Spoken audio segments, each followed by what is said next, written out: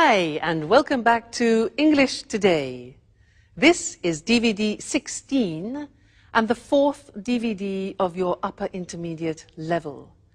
And in this DVD, we'll begin with another 2 episodes of our story, That's Life, followed by our special TV programs where our music expert will be talking about the world's most expensive violin.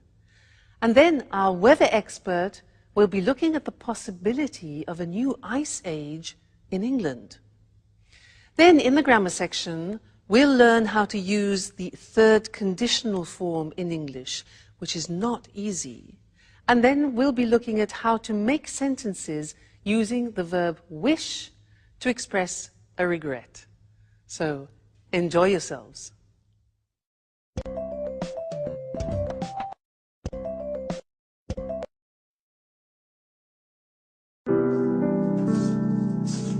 Good morning, Sarah. Have you seen what a beautiful day it is? How about I walk in the countryside and then we can relax by the pool? I don't really feel like going out. I'd rather stay in and read. Oh, come on, Sarah. Don't be your own antisocial self. Let's have some fun together. Why don't we play a trick on the guys who are still asleep? We could wake them up with a nice bucket of cold water. What a stupid trick. Nothing's changed, but I still love you truly. Beautiful girl with brown eyes, dusting away my heart's sighs. That's all we needed. Oh, you don't understand, Sarah. This is poetry. This is the story of a secret love. Poetry, love, tricks. Enough of this nonsense. If I'd known you were all going to be so amusing, I never would have organized this reunion.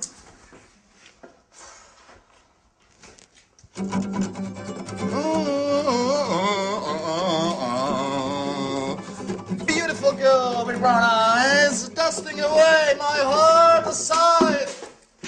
Oh no, Paolo! Look what a mess you've made. And by the way, you didn't clean the kitchen last night, did you?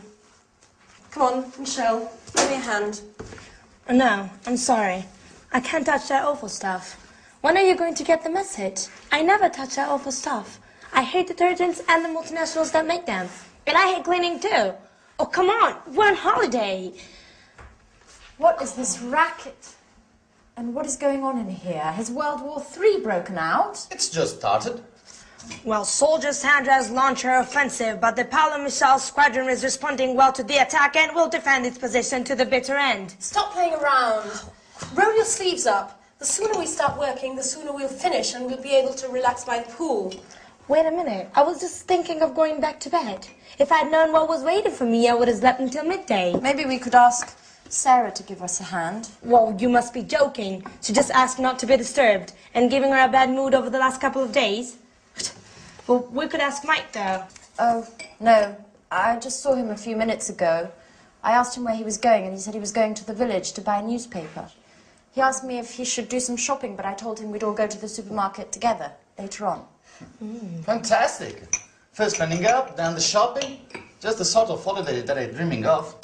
Well, it's only the 4 of us here. Let's share the jobs out. Just a minute, just a minute. I've got an idea.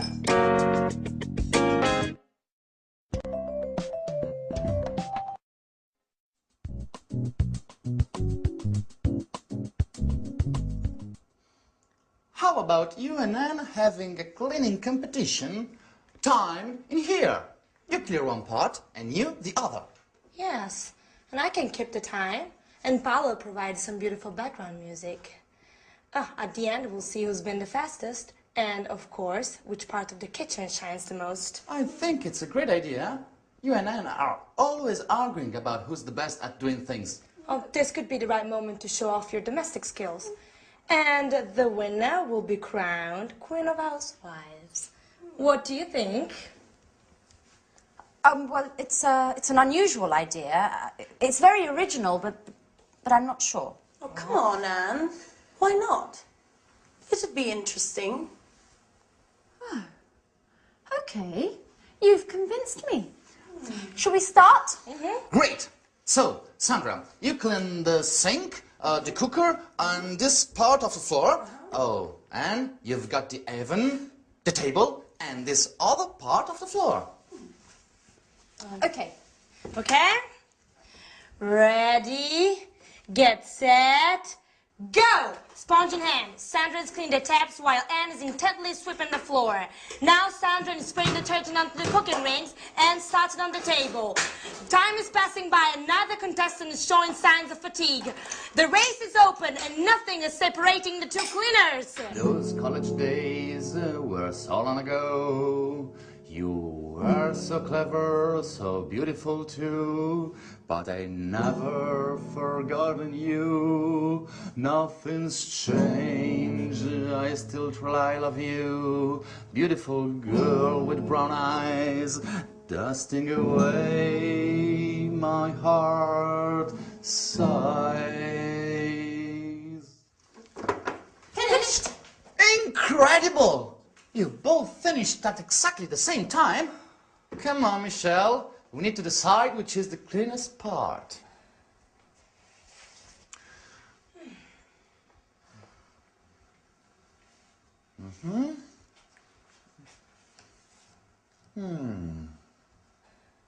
So, Who's won? Well, after considerable discussion, the jury declares that the winner is... come on, don't keep us in the dark. Who's won? Oh, you've both won. It's a dead heat. You've finished together and both parts of the kitchen are perfectly clean. Okay, well maybe it's better this way, Sandra. At least there'll be no arguing about who's better at cleaning. Yeah, you're right. Let's forget our rivalries, at least for today. Come on, let's shake on it. Okay. We're both champion cleaners.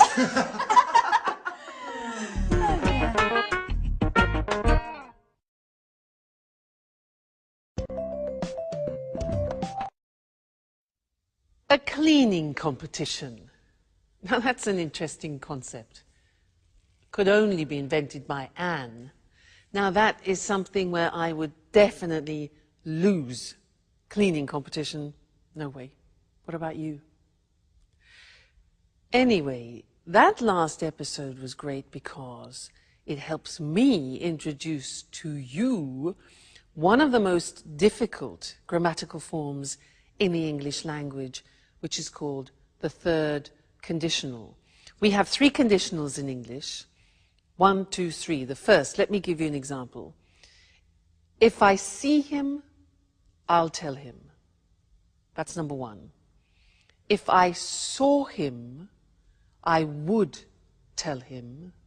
That's number 2. Number 3 is what we're going to look at now. If I had seen him, I would have told him. Sounds terrible, doesn't it? Too much grammar. But last lesson was useful because we learned the first part of the third conditional, which is the past perfect. They used it in the episode. It was Sarah. She said, if I had known you were all going to be so amusing, I would never have organized this reunion. Now that's a good example, and it's difficult. We often use the third conditional when we talk about a regret. Let me give you an example. I saw a beautiful house. It was quite expensive, but I liked it. I needed time to think about it, and I didn't buy it immediately. And then somebody else bought it. So I think, oh, if I had bought that house, I would have been so happy. So that's expressing a regret. So let's go to the screen and see how it's constructed, because it's really not easy. It takes time to be fluent in the third conditional. The grammar is this. If, because if describes a hypothetical situation. Now, when you're talking about the third conditional, it's an unreal, it's an impossible situation because you can't change it anymore. So we start with if, then the past perfect, which we learned last lesson. Then we use would, which we also use in the second conditional, followed by have, the infinitive, and then followed by the past participle. So let's see how that works. If I hadn't gone, past perfect, to the party, I would have gone to bed early. Okay, so I went to the party and I didn't go to bed early. So the consequence is, if I hadn't gone to the party, I would have gone to bed early. But I didn't go to bed early. Okay, so what was the consequence of that? Now, imagine I drank a lot of wine and I had a terrible headache. And you think, ooh, regret. If I hadn't drunk, past perfect negative, if I hadn't drunk so much wine, I wouldn't have had such a bad headache yesterday. Now that's difficult. Look at that. Wouldn't have, negative, wouldn't have, plus the past participle of the verb have. So I wouldn't have had. Now this is not easy. It will take time for you to use fluently. You have to keep practicing it. Practice it in the toilet, in the bath, when you're walking down the street. Okay. Another example. Now, I didn't set the alarm, so I woke up late. If I had remembered to set the alarm, I wouldn't have woken, past participle, up late. If I had remembered to set the alarm, I wouldn't have woken up late. Seems difficult, doesn't it? Takes practice. Another example. I missed the bus. I didn't get up. The bus went without me. So third conditional. If I had got up earlier, I would have caught the bus. If I had got up earlier, I would have caught the bus. Impossible situation, can't change it. If I hadn't been late for work because I missed the bus, so I was late for work, my boss wouldn't have been so annoyed. Wouldn't have been, you notice be in the past participle, been so annoyed. And the last one, well, we lost the contract because I went to the party, I drank too much wine and I missed the bus. Everything was late. So if I hadn't gone to the party, we wouldn't have lost the contract. If I hadn't gone to that party, we wouldn't have lost the contract. Okay? Terrible consequences of my irresponsible behavior. So that's the third conditional. Please don't worry, it is difficult, probably one of the most difficult things in the language, and it takes time to get fluent in it. But just keep practicing. Just take a phrase and say it to yourself often. Like, if I hadn't done that, if I had studied more, I would have passed the exam, as an example. If I had studied more, I would have passed the exam. All right? So, happy practicing. Bye.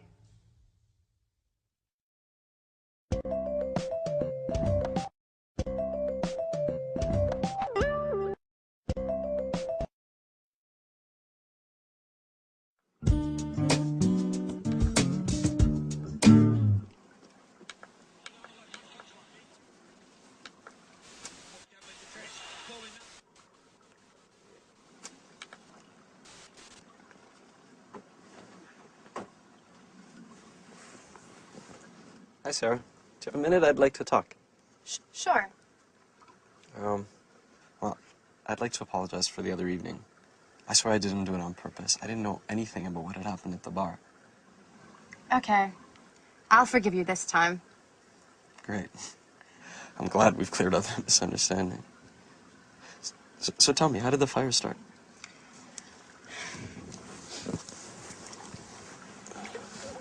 I don't really know.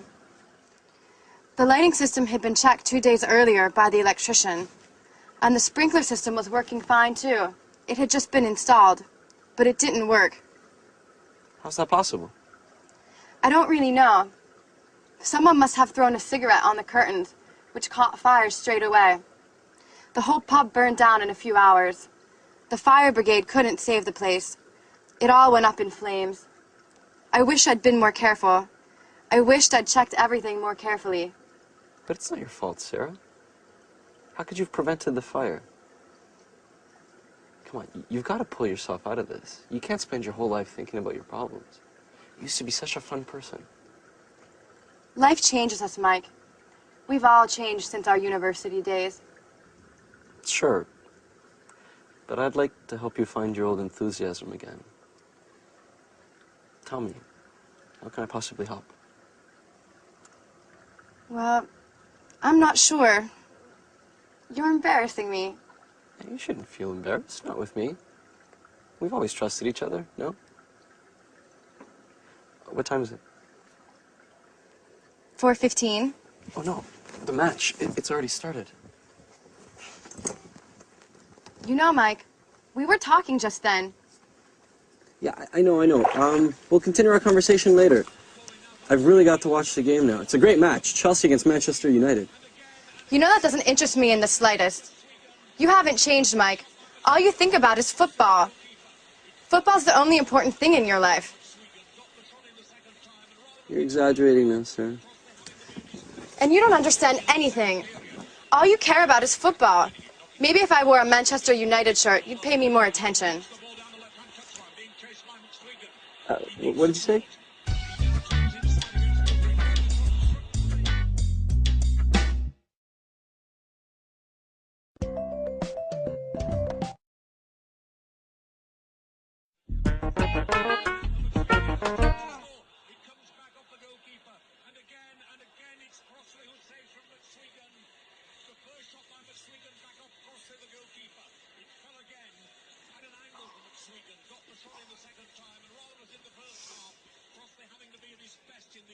I love you, I love you, but I'm afraid of being wrong with you. Beautiful girl, with brown eyes, dancing away my heart's side. Oh no, Paolo, that's all I needed is you, with your stupid guitar. I've had enough. I'm going to my room.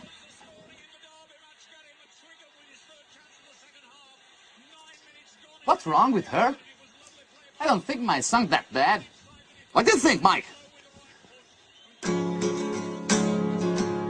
I'd like to tell you I love you. Paolo, can I watch the game in peace and quiet? I love you.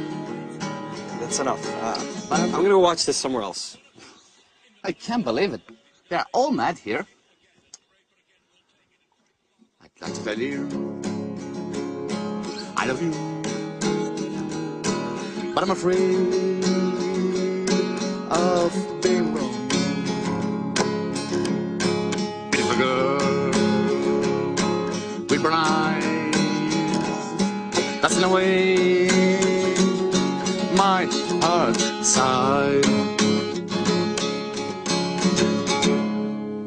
Oh, man. At last someone who appreciates my talent. I knew you were an expert in music. That song, Paolo, what does it mean? Oh, I wrote it. Thanks to Mike that gave me the inspiration. You like it? Oh no. Mike? Yeah? That's not possible. I don't believe it. Unbelievable. They are all mad in this house. Beautiful girl with brown eyes, away. My heart sighs.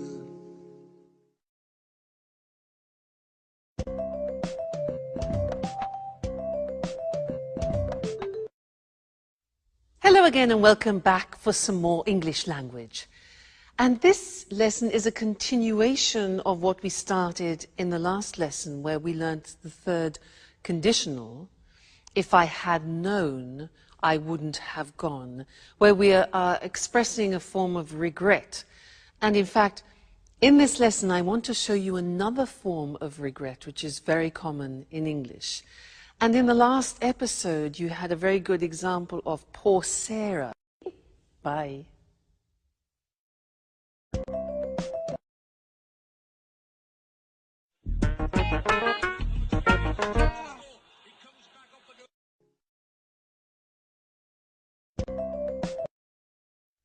Hello again and welcome back for some more English language. And this lesson is a continuation of what we started in the last lesson, where we learnt the third conditional, if I had known, I wouldn't have gone, where we are expressing a form of regret.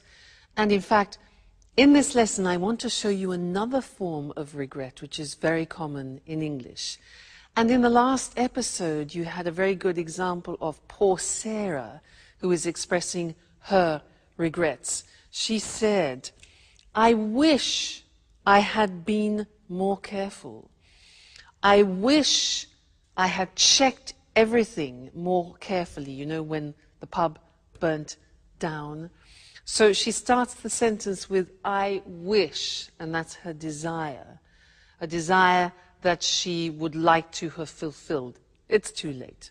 So we use wish to express desires like that. Let me give you an example in the present tense. I can say, I'm fat, and I have a desire which is to become thinner. So I would say, I wish I were thinner. Let's look at the screen and I'll help you with this, because we can use wish in the present and also in the past, so the grammar form changes. Let's first look at how we use it in the present. I say I'm fat, I'm overweight, all right? So my wish is, I wish I were thinner. Now, this is very interesting because it's an example of the subjunctive in English. Now, the subjunctive has disappeared from the language, but only in this case do we use it. We don't say, I wish I was, but I wish I were thinner. Okay, so an important exception, that. Another example is, I don't know how to cook, and I have a desire, a wish to change that. So I could say, I wish I knew how to cook. Notice that the verb know goes into the past, simple past. I wish I knew how to cook. She can't speak another language. So the girl can't speak another language. She has a desire. She says she wishes she could speak another language. So we're in the present. She wishes, I wish, you wish, he wishes. She could in the simple past. All right? She wishes she could. So that is a present desire that you have. If, in the case of Sarah, your desire is in the past, which often becomes then a regret, the grammatical form changes. Have a look. I didn't buy that car. Now imagine you see a car, it's a bit like my house. You see a car and you don't buy it, and then you regret it. You think, I wish, in the present, I had bought. Now you remember the past perfect. We looked at it in the 2 previous lessons. Here it is again. I wish I had bought. We contract it and it becomes I'd. Okay? Now be careful, because I'd, when it's contracted in English, could be I would or I had. Now, would would never be followed by the past participle. So you can tell if it's had because the past participle follows. All right? So I wish I'd bought it. All right? Another example. She spent so much money last year and now she's got problems. So she wishes she hadn't spent so much money. All right? Past perfect. He didn't come to the performance, that's the situation. His desire in the past. He wishes he'd come to the performance. Or I could say, I wish he'd come to the performance. All right? One more. We lost the tickets. They wish they hadn't lost the tickets. Okay? So, that is an important verb, wish. It's important because often we want to express our desires both in the present, I wish I were thinner, and also in the past, I wish I had studied more languages. All right, so when you want to use wish, think, is it present, is it past? And then choose the correct grammar form. Great. So, I wish I had met you earlier. We could have done a lot of language together. But I look forward to seeing you next lesson. Okay? Bye.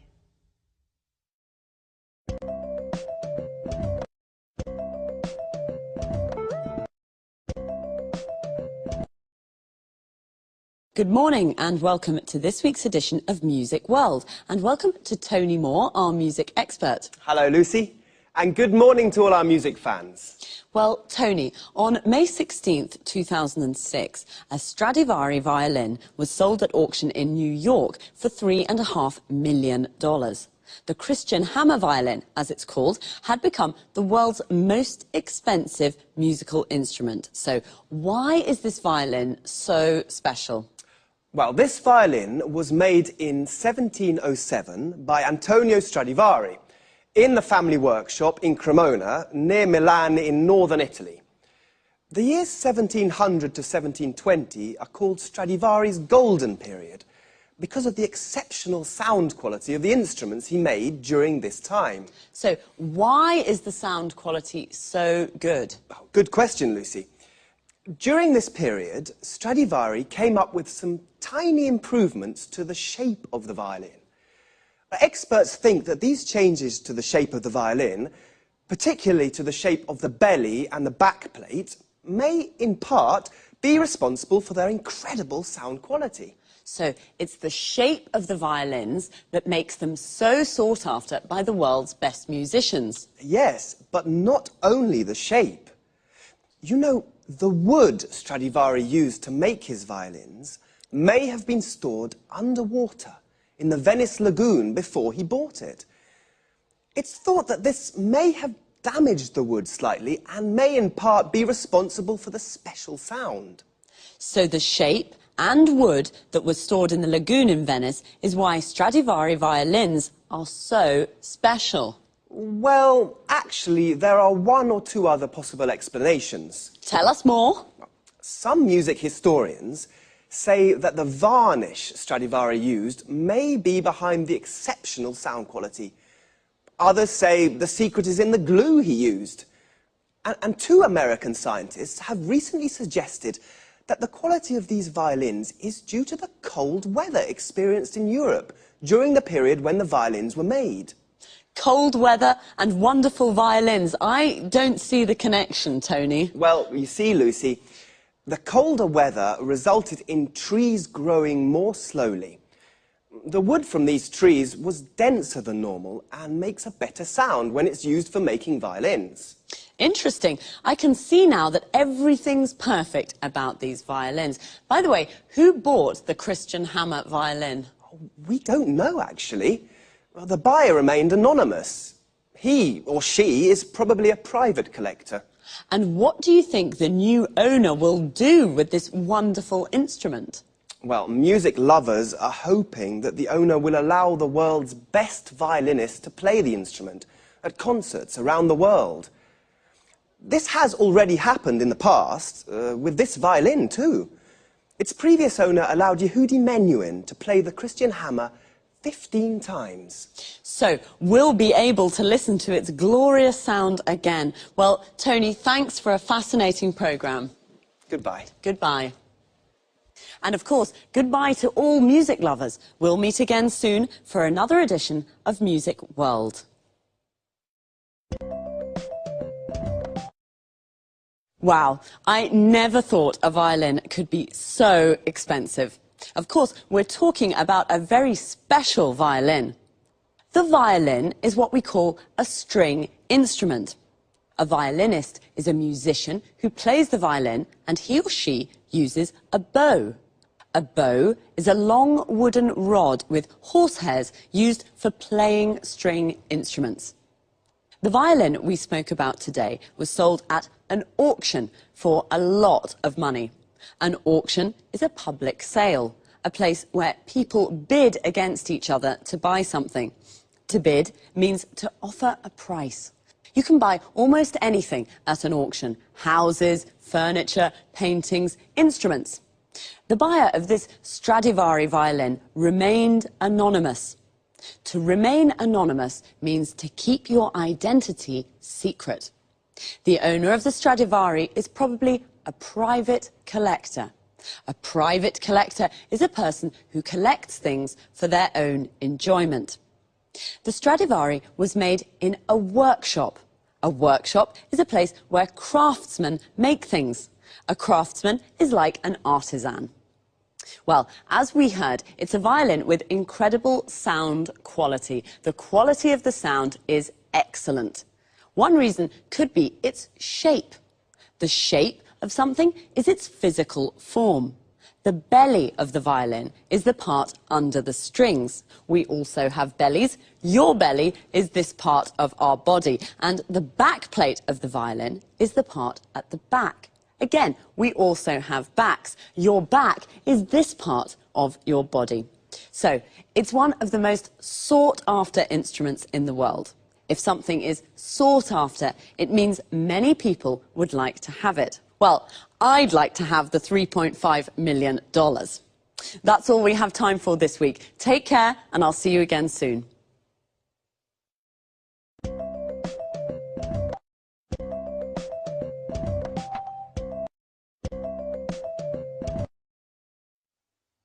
Good morning. Welcome to this week's edition of Climate Change. In the studio with me is our expert, Susan Furley. Hello, Eric, and good morning, everyone. Well, Susan, let's talk about the weather in Scotland today. You know, I'm planning to visit the West Coast this summer, and I really don't know what kind of clothes to take with me. It's cold there, isn't it? Not really. Take your swimming costume, a beach towel, and some suntan cream. You're joking, aren't you? Not at all. The west coast of Scotland has beautiful islands and lochs and gardens full of tropical plants. Really? Yes, they're full of tropical plants. Tropical plants in Scotland. How is that possible? It's thanks to the Gulf Stream. You know, it's one of the world's most important ocean currents. It carries large amounts of warm seawater from the Caribbean Sea to the northwest of Europe. This warm water brings about an increase in the temperature here of about 9 degrees centigrade. Without it, the weather in Great Britain would be a lot colder. I thought it was cold. So, the west coast of Scotland is a tropical paradise? That's fantastic. Well, let's not exaggerate. There are tropical plants, but it's not exactly like the Caribbean, though the winters are very mild here. At least, they are for the moment. Since 1950, scientists have noticed that the flows of cold water in the North Atlantic that are associated with the Gulf Stream have decreased by 20%. We're not talking about the Gulf Stream here, but this change could slow down the Gulf Stream itself. And what's behind this change in the North Atlantic? Well, the water in the world's oceans and seas is constantly moving. The speed and direction of these movements of water are controlled by different factors, such as the shape of the ocean floor, the salinity of the water, and the Earth's rotation. Well, scientists have noticed that the ice sheets of the North Pole and Greenland are melting due to the greenhouse effect. This is reducing the salinity of the water in the North Atlantic and is reducing the flows of cold water that help the Gulf Stream bring warm water to Western Europe. So, are you saying that the seawater and the temperature in Great Britain could become colder? Yes. This has already happened in the past. Scientists have discovered that the Gulf Stream slowed down or maybe even stopped completely about 11,000 years ago. This brought about a fall in the temperatures in Northern Europe of 5 degrees. And could the same thing happen again now? Yes. Scientists fear that a knock-on effect of the salinity reduction may be the slowing down of the Gulf Stream again. And what would the effects of this be? The worst predictions suggest there could be a new ice age in Great Britain. Wow, that sounds frightening. Well, perhaps Great Britain will become a new center for the winter sports. Perhaps the Winter Olympic Games will take place in Scotland. We'll have to wait and see. Thanks to Susan Furley. Goodbye, Eric. Goodbye, Susan. And goodbye, everyone. Well, apparently I should take my swimming costume and beach towel and some suntan cream to Scotland. A swimming costume is what we wear to go swimming.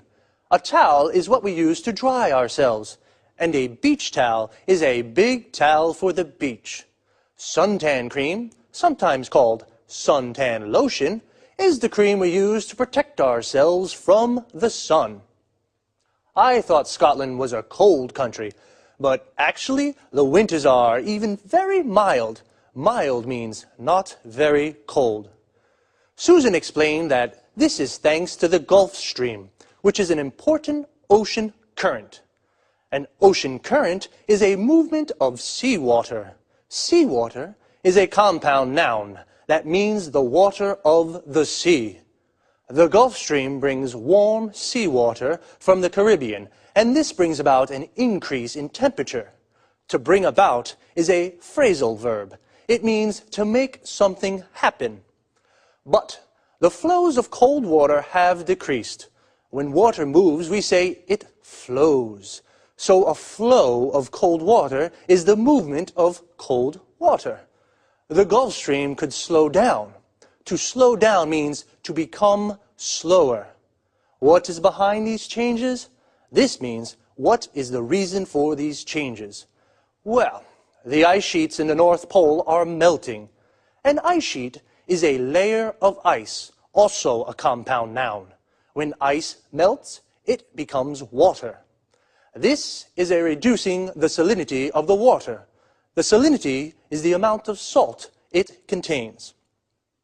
It is also reducing the flows of cold water that helps the Gulf Stream bring warm water to Europe. This could bring about a fall in temperature.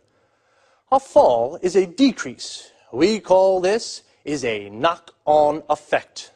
A knock-on effect is an effect of something happening.